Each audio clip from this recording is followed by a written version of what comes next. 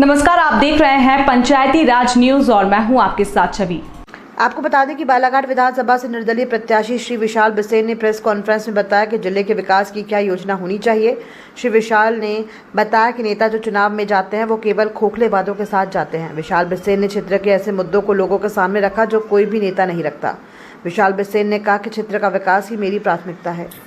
आप सभी जानते हैं कि मैं अजय विशाल बिसेन बालाघाट विधानसभा क्षेत्र क्रमांक 111 से निर्दलीय प्रत्याशी के रूप में जनता के बीच में हूँ और आगामी 17 तारीख के लिए जनता के बीच पहुंचकर उनका आशीर्वाद ले रहा हूँ और अपने बल्लेबाज निशान की जो बटन नंबर 10 है तो दबाकर उनको पूरा आशीर्वाद देने का जनता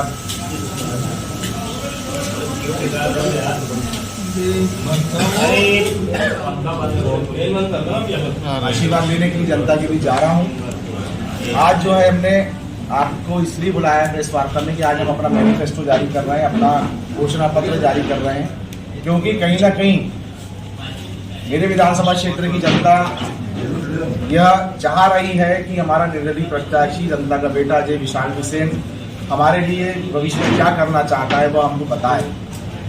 और इसी कड़ी में जनता तक अपनी बात पहुंचाने के लिए और हम यह चुनाव लड़ रहे हैं, उस चुनाव में हमें जनता आशीर्वाद देती है, हमें विजयी प्राप्त होती है। तो आने वाले 5 सालों में हम जनता के लिए क्या काम करेंगे, हमारे मतदाताओं के लिए क्या काम करेंगे, हमारी देवतुल्य जनता के लिए क्या काम करेंगे, उसकी जो संपूर्ण जानकारी है वो हमने इस मैनिफेस्टो में डाल दी है। जो मुख्य मुद्दे हैं, जो अति आवश्यक चीज़ें हैं वो इस मैनिफेस्टो में है।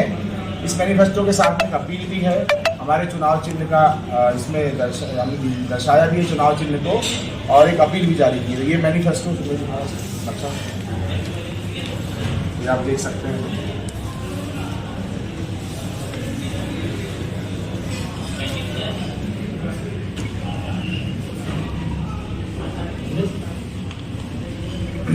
मैनिफेस्टो के प्रथम पृष्ठ पर विधानसभा चुनाव से संबंधित और मेरे बूथ से संबंधित इसमें अपील है।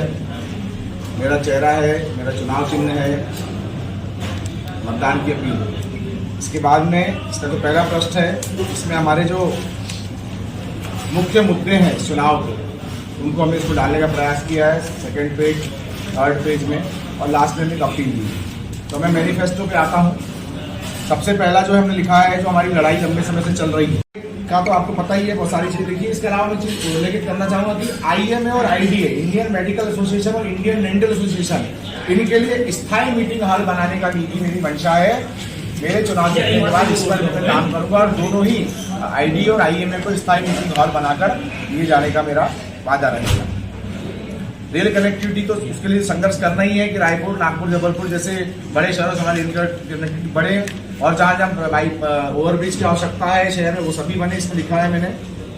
एक मेरी हमारी और मांग ये है और उसकी लड़ाई में रहेगी, संविदा आउटसोर्स कॉन्ट्रैक्ट नाम पे जो सरकार जनता से, युवाओं, बेरोजगारों को, सुशिक्षित बेरोजगारों को नौकरियां दे रही है, कि संविदा आउटसोर्स कॉन्ट्रैक्ट बेसिस पे, जिस पर भी कब निकाल देंगे, कब हटा देंगे, इसकी गारंटी नहीं रहती, समय पर सैलरी नहीं आती, ये जो समस्या है इसके लिए संघर्ष करना है ताकि वो नियमित हो। भाई हमारा कहना है कि सरकार अगर कोई नौकरी दे रही है तो नियमित नौकरी दो ना उस व्यक्ति को। अगर कोई व्यक्ति एलिजिबल होकर अगर संविदा में आउटसोर्स या कॉन्ट्रैक्ट में लग रहा है, मतलब वो योग्य है। जब वो योग्य है तो उसको नियमित नौकरी मिलनी चाहिए। हमारा प्रयास होगा कि ये जो वर्तमान में है इन पदों चीजों में काम कर रहे हैं वो नियमित किए जाए और भविष्य में जो है नियमित नौकरी निकले।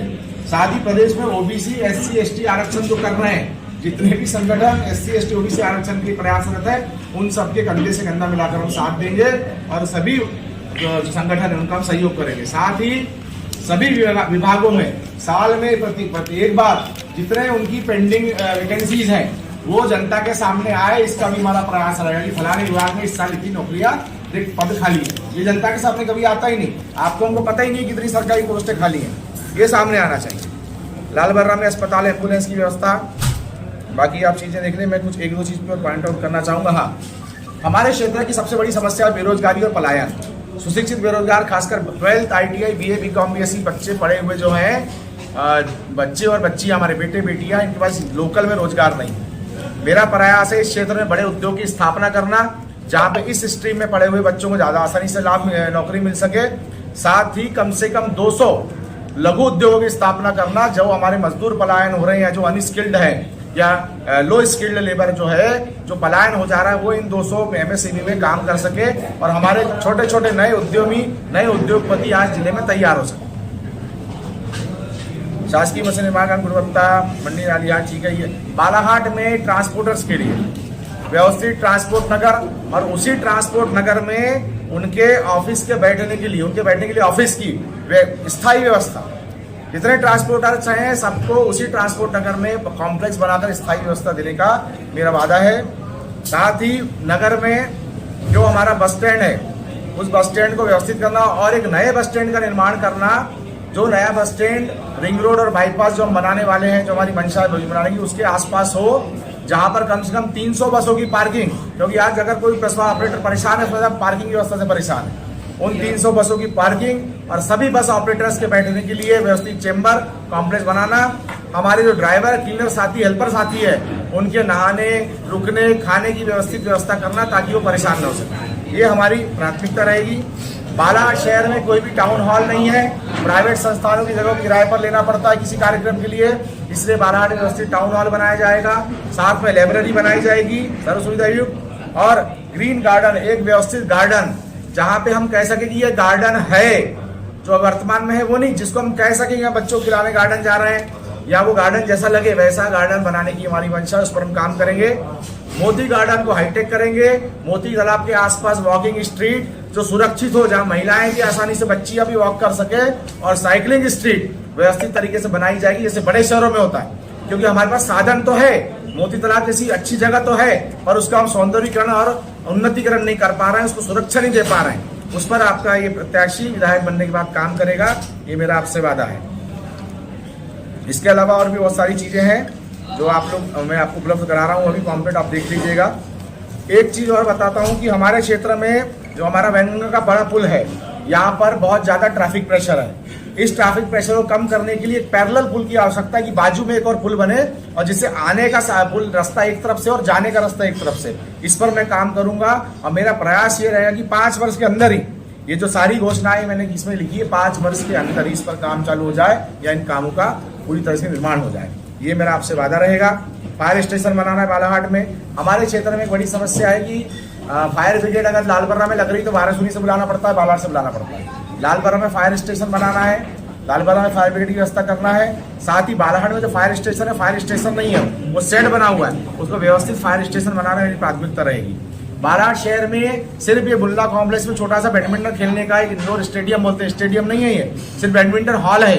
एक व्यवस्थित इंडोर स्टेडियम जहाँ एक ही जगह बैडमिंटन और अपना टेबल टेनिस, बिलियर्ड्स, जो भी इंडोर स्टेडियम गेम होते हैं उनको एक ही स्थान पर कर सकें, ये हमारी तैयारी रहेगी। और हाँ, इसके साथ ही स्विमिंग पूल का निर्माण बालाघाट में, ये हम आप करके देंगे अपने क्षेत्र की जनता के लिए। जोड़ा जाए, ये हमारी प्रमुख मांग है, इसके लिए हम सतत संघर्ष करेंगे। रोजा गारंटी योजना साल में 300 दिन लागू हो, इसके लिए प्रयास करते रहेंगे। शहरी क्षेत्र में रोजा गारंटी लागू हो, इसके लिए भरसक प्रयास किया जाएगा, क्योंकि शहरी क्षेत्र का मजदूर बहुत ज़्यादा पलायन, अब पलायन भी करने लगा है बड़े शहरों में, तो ये भी एक बड़ा हमारे विषय, गंभीर विषय है। साथ ही जो समर्थन मूल्य और किसानों को पैसा देने की बातें जो राष्ट्रीय पार्टियां कर रही है या अपने घोषणा पत्र में बता रही है कि हम इतना पैसा देंगे, उतना, किसान को कितना समर्थन मूल्य, किसान का समर्थन मूल्य कितना होना चाहिए, किसान से पूछा जाना चाहिए, पहली चीज। दूसरा, प्रतिवर्ष जैसे मकान का किराया प्रतिवर्ष बढ़ता है, वैसे ही किसानों के हित में भी प्रतिवर्ष जो है 5% कम से कम उनकी समर्थन मूल्य वृद्धि होनी चाहिए। इसके लिए काम करेंगे, हमने इसमें लिखा है। उसके बाद शहर की सबसे बड़ी समस्या जो हनुमान चौक पे हनुमान तालाब बनता है, उसको प्राथमिकता के साथ उसका समाधान करना है। मैंने स्पष्ट लिखा है, समाधान करना मेरे घोषणा पत्र में है। आप लोगों के सहयोग से, जनता के आशीर्वाद से विधायक बना, तो बनने के बाद सबसे पहला काम कुछ शुरू होगा बालाघाट में हनुमान चौक की समस्या को खत्म करना। ये हमारी सबसे शहर की ज्वलंत समस्या है, हमने इसको हाईलाइट भी करके रखा है। बालाघाट नगर की सभी सड़कें, नालियां, सफाई व्यवस्था में ध्यान देना कॉमन। एक चीज पे आता हूँ, लंबी नहीं लूंगा प्रेस कॉन्फ्रेंस, जल्दी खत्म करूंगा। बालाघाट नगर में मच्छरों की बड़ी समस्या है। कई लोगों ने मुझे शिकायत की भी है, मच्छरदानी में बैठे खाना खाना पड़ता है बारिश वारिश से सीजन में। ये एक ज्वलंत समस्या है। आप इससे तो कई बच्चे बीमार होते हैं, लोग बीमार होते हैं। इस पर कोई भी पार्टी या कोई भी नेता ने आज तक ध्यान देने का प्रयास नहीं किया। मैं आपसे वादा करता हूँ मेरे घोषणा पत्र में कि हम बालाघाट में मच्छरों की समस्या समाधान कैसे हो, इस पर पुरजोर तरीके से काम करेंगे। ये एक समस्या है जिसको टेक्निकली और बायोलॉजिकली निपटाया जा सकता है, खत्म किया जा सकता है, पर उस दिशा में इसलिए नेताओं का ध्यान नहीं जाता कि वो बाड़ी बेलों से ही बाहर नहीं आ पाते हैं हमारे नेता। तो हमने प्रयास किया है कि जनता मुझे अवसर देती है तो मैं बायोलॉजिकली इस चीज़ को कैसे सुधारा जा सके, उसके लिए टेक्निकल्स को यहाँ पर लाकर व्यवस्थित बालाघाट में इसको कैसे ठीक किया जा सके, इस समस्या को कैसे खत्म किया जा सके, इस पर हम काम करेंगे। फिर एक बड़ा मुद्दा है पवार छात्रावास का। बालाघाट शहर में जो पवार समाज के पूर्वजों द्वारा एक एक मुट्ठी चावल इकट्ठा कर यहाँ समाज के लिए जमीन लेकर छात्रावास बच्चों के अध्ययन के लिए बनाया गया। उस छात्रावास को विधायक महोदय, अब उसको पूर्व कहूँ विधायक जो भी हैं, उनके द्वारा मंगल भवन बनाना है करके छात्रावास को ढा दिया गया, तोड़ दिया गया, जिससे उस समाज के सैकड़ों बच्चे बच्चियां बहुत प्रभावित हुए और छात्रावास की जो उपलब्धता थी वो खत्म हो गई। मेरी प्राथमिकता रहेगी पवार छात्रावास का पुनर्निर्माण, साथ में कन्या छात्रावास का निर्माण, और सभी सामाजिक स्तर पर सभी समाज, जितने भी सामाजिक लोग हमारे जिले में रहते हैं, उन समाज के बच्चों के लिए बालाघाट में छात्रावास बनाने का मेरा प्राथमिकता से काम रहेगा। मैं सभी साथियों से अनुरोध करता हूं कि पवार छात्रावास और छात्रावास के मुद्दे को विशेषकर अपने अखबार में जगह दें। लालबर्रा में अतिक्रमण बता के जो विधायक द्वारा जो है दुकानदारों को हटाया गया, तोड़ा गया, उन सभी दुकानदारों को व्यवस्थित दुकान सुविधा उपलब्ध कराना, ये मेरी प्राथमिकता रहेगी। उनके लिए व्यवस्थित कॉम्प्लेक्स बनवाना या जो बना हुआ है वो उनको मिल सके, इस पर मैं काम करने का प्रयास करूंगा, उनको उपलब्ध कराऊंगा। गुजरी बाजार की बड़ी समस्या मुझे पता है, लंबे समय से कई राजनीतिक पार्टियां और बड़े नेता घोषणा कर चुके हैं। हर बार गुजरी बाजार के व्यापारियों को यह झूठा दिलासा दिया जाता है पार्टियों के नेताओं द्वारा कि आप वोट दो, हम आपको पट्टा दिलाएंगे। मैं आपके माध्यम से, अपने घोषणा पत्र के माध्यम से ये बताना चाहता हूं कि गुजरी बाजार की इस समस्या का समाधान किया जाएगा और गुजरी बाजार को इस लायक व्यवस्थित बनाया जाएगा कि वहां पर आप व्यवस्थित तरीके से जाके अपनी खरीदारी कर सकें। इसके अलावा नवीन कोर्ट परिसर में जो व्यवस्थाएं दी जाएगी वो लिखा हुआ है वकीलों के लिए।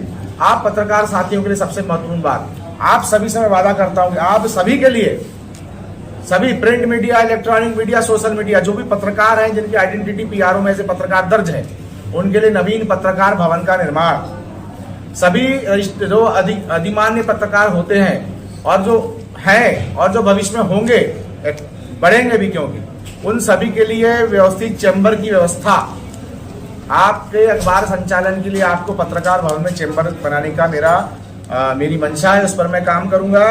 साथ ही जो प्रेस वार्ता लेने के लिए, ये सबके लिए है, प्रेस कॉन्फ्रेंस लेने के लिए वहां पे व्यवस्थित हॉल, माइक आईडी वाला हॉल, अच्छा हॉल, जिसमें कोई भी व्यक्ति पत्रकार साथियों को या जो आपकी कमेटी बनेगी उसके साथ बैठकर नियत आप जो भी तय करेंगे उसके आधार पर वहां पर प्रेस कॉन्फ्रेंस ले सकेगा। ये तो इसका लाभ सभी को मिलेगा। जो मेरे खिलाफ भी लड़ रहे हैं ना, वो मेरे खिलाफ भी बोलना चाहेंगे उनको भी मिलेगा, और जो मेरा पक्ष रखना चाहते हैं उनको मिलेगा, और हमारे पत्रकार साथियों को पत्रकार वार्ता के लिए यहाँ भटकना नहीं पड़ेगा। ये व्यवस्था मैं करके दूंगा। साथ ही जो अन्य पत्रकार हैं जो भी शुरुआत कर रहे हैं, जिनको पत्रकारिता भी धीरे शुरुआत हो रही है, उनके लिए भी बैठने की अलग से सुव्यवस्थित व्यवस्था रहेगी। आप किसी साथ मीटिंग करना चाहते हैं, अलग से बुला के कर सकते हैं। इस पर मैं विशेष ध्यान दूंगा, ये मैं करके दूंगा। ये पत्रकार साथियों के लिए, इसे भी मैं चाहता हूं कि आप विशेष जगह दें।